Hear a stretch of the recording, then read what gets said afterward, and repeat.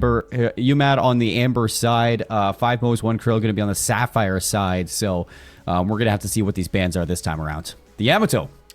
Yeah. Well, I mean, it's going to be a common character on the docket, even with the nerfs. She's still very strong. Abrams ban actually coming out is not something that I would have expected to see, unless there is just a really, really good Abrams player on UMAD's side, but I feel like there's a lot stronger, like, character, like S-tier characters that you want to look out for. I agree. So a bit of an uncommon one there, but I guess we'll see what the picks end up being, and if it yeah, it's two characters that we actually really didn't see do much in our last match as well. So it's just interesting. You know, obviously the Yamato, I mean, you're going to prepare for a Yamato if there's a player on your opponent's side that maybe specializes in that hero.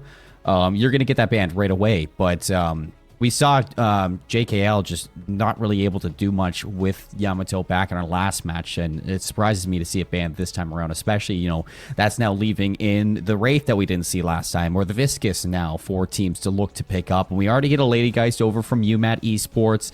5 Mo's, 1 Krill electing for the Pocket first pick and the Wraith second pick. So two very powerful carry potential heroes right off the bat. Yeah, and I almost wonder if they didn't ban the Viscous and like the Wraith because like they just want to pick every single character that's good and hope that Amber doesn't. But we actually see the Warden and the Viscous, there it is, coming out from UMAD there. I think the Warden is not as like popular of a pick as we see. Of course, the Viscous is incredibly strong, but Warden really, his gun does a lot of damage, right? But you're really looking for that ultimate as like your big kind of game defining button on that character. If you can find a way to shut him down and stop that from happening, you kind of can beat him. But it's like a Mirage coming out as well from Sapphire there. And the Ivy pickup as well for UMAD Esports. So I'm so far like this. Like you said, it's a little bit weird to see the Mirage pick, but it's also weird to see the Yamato and the Abrams bans, I think, personally. Especially considering, I mean, you left open that Viscous now that UMAT Esports have gone for. That Viscous is going to be super powerful, especially against somebody like a Mirage or somebody like a Wraith or a Pocket, when you can just put that cube onto somebody that's been afflicted or hopped in or picked up by the telekinesis. It's going to be a very useful hero for the side of UMAT Esports. I'm loving it so far, especially with that Ivy. Good initiation. We saw how powerful the Ivy was from Crazed Panda in our last match, and that's because, and I don't know if you guys notice it or if you notice it as well, but playing against that Ivy, especially in that early laning phase, Ivy's gun is very burst heavy, and you got to show some respect to her. And you know, adding a Shiv to that roster makes it even worse. This is a tough team. Yeah, that's a very strong roster. Another very survivable sort of brawly roster there from the side of UMAD. 5 Mo's, 1 Krill showing some flashes of that, you know, but you have a lot of bullet damage to work with as well. The Mirage and the Wraith are going to be kind of in the back line, just kind of peppering down those frontliners. You have the Mo and Krill, who's going to be taking kind of the brunt of that. You got the Kelvin to back him up as well. But there's a lot of CC to deal with from the side of UMAD. You got stuns everywhere. You have a silence. You have the claw machine. And there's an Infernus. So there's even another stun with that ultimate. A pretty strong team comp there. Once again, going mostly for these survivable brawling characters. And then you have kind of one damage carry in the back line. A little similar to what Throat Goats were doing. And I will say, I think that, you know, for the opposite ends on 5 Mo's, 1 Krill, you expect the Mo and Krill to be picked up. I mean, if they... We're getting into it right now. We'll find out how these end up panning out. Looks like, a lot of switching going on there from blue side. I think everyone jumped lanes, so see how this turns out. Looks like we do got the Vindicta with the Mo. Pocket actually with Kelvin in the middle, and Wraith taking the solo lane. And that doesn't surprise me too much. I mean, Wraith can be a very strong solo laner, especially if this Wraith can, you know, shut down the Shiv in the early games, start to get that solo lead in, and especially taking down those Guardians on your own. I mean, you're just going to be power scaling for this Wraith, trying to get as strong as possible, as quick as possible. So it doesn't surprise me too much. Yeah, it looks like we have early Warden showing up in this lane as well, doing the double side lane thing here. Looks like Kelvin actually rotated over to maybe provide a little bit of help, but now rotating back. An early kill there onto the Shiv, though. 'Cause it looks like what lane was that? That was second lane there. Park lane. Yeah.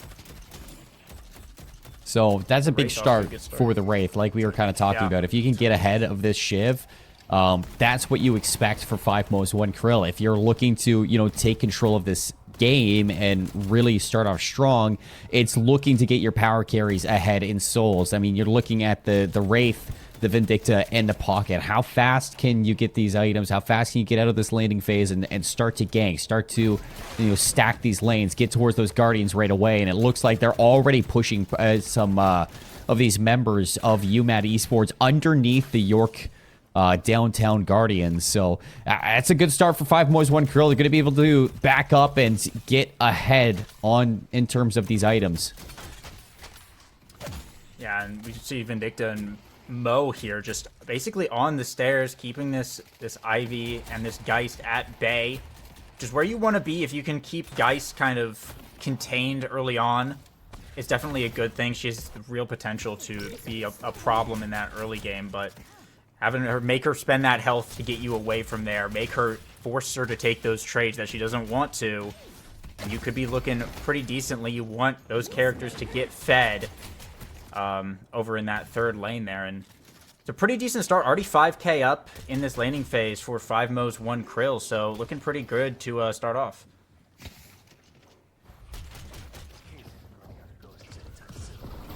Yeah, 5k up in total terms of the start of this game. Supernova's in trouble. Flare going above. This one, the melee lands onto Samael, and Supernova now in trouble. The Visca's gonna have to try to get away, but the melee again. Flare coming out with 2 for York.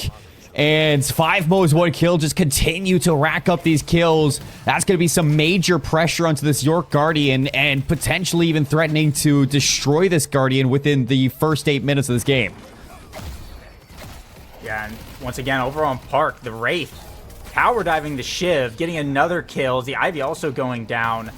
This is not looking good. Some of the members of UMAD Esports haven't even broken just a K yet. Still in the hundreds in terms of their souls. Whereas everyone over on 5-1 Krill hitting 2K. Another one, the Mirage picking up the Infernus. Off to an incredibly strong start here for 5-1 Krill.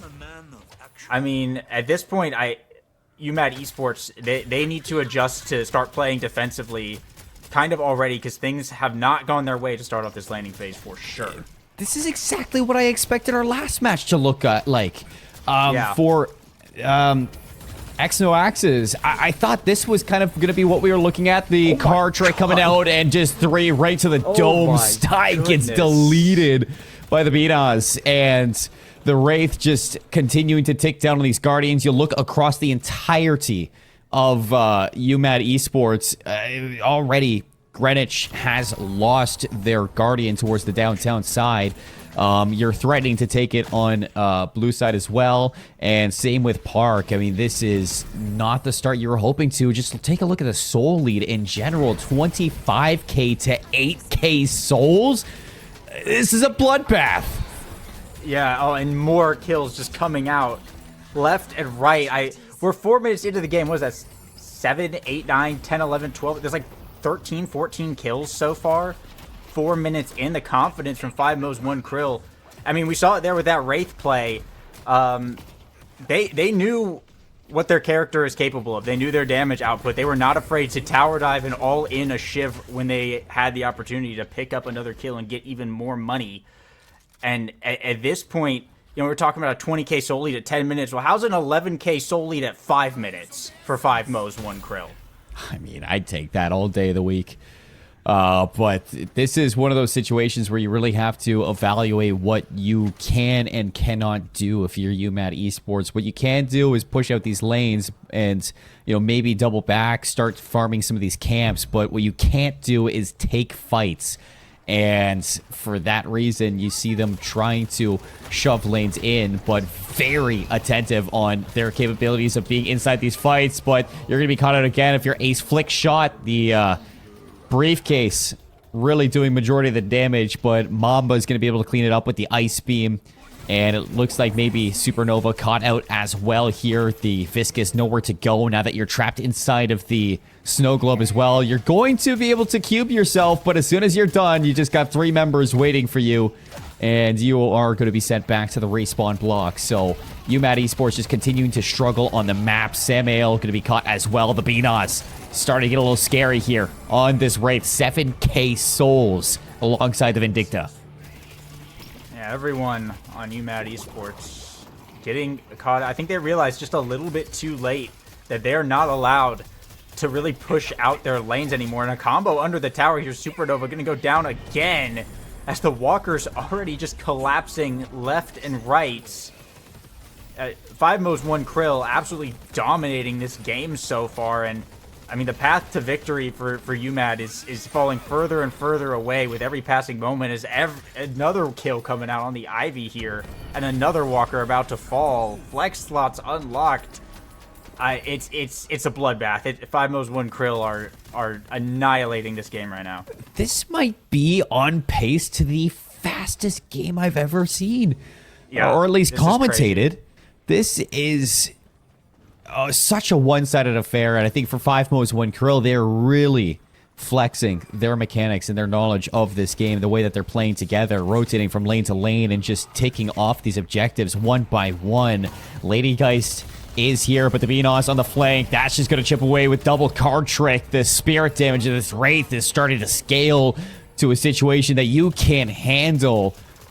And these should be the last of the walkers finished off for UMAT Esports, sent back to their spawn, and now you're looking at defending your base guardians. Yeah, I mean, you don't ever want to have to be defending your base guardians 8 minutes into the match when all 4 of the lane guardians on the other side are still standing. Right, this is a really rough situation to be in, but we talked about Throatgoats having a clean game of Omega Strikers. I don't think 5-1 Krill have had any deaths yet. I think they all 0 deaths at this point, which is absolutely insane. They have... Well, there's the first one. Ace flick shot. There it is, actually, yeah. So there's one. So not quite a perfect game, but pretty close to it, as the Shrine's already going down inside 10 minutes. Well, Shrine here going down on both sides. Every single flex slot active for 5-1 Krill before mid-bus has even spawned in. Affliction going to be thrown in towards the pit. Kill onto Vino. Second onto Ace flick shot. And they are running through this round 2 match of 5-1 Krill, making a statement here inside of the Boom TV Proving Grounds, putting their name on the map and putting us on attention to watch out for what damage this team can do for the rest of today. Yeah, definitely a team to be on the radar after this, for sure. The Patron getting weakened here. The game pretty much over at this point. 57k up at 9 minutes into the match. I mean, if this isn't the shortest game that you've seen, it's definitely the shortest one that I've seen. It's 5-1 Krill. I thought about it earlier, and I think I realized what their name stood for. That is us saying goodbye to UMAT Esports. Unfortunate finish for themselves. I'm sure that's not the way that they wanted to end things, as we're taking a look at the damage numbers. It's a 9-minute, 26-second game. You had 14k souls on the Wraith, 10 eliminations, not even the most damage. Nobody cracking 10k damage across the board.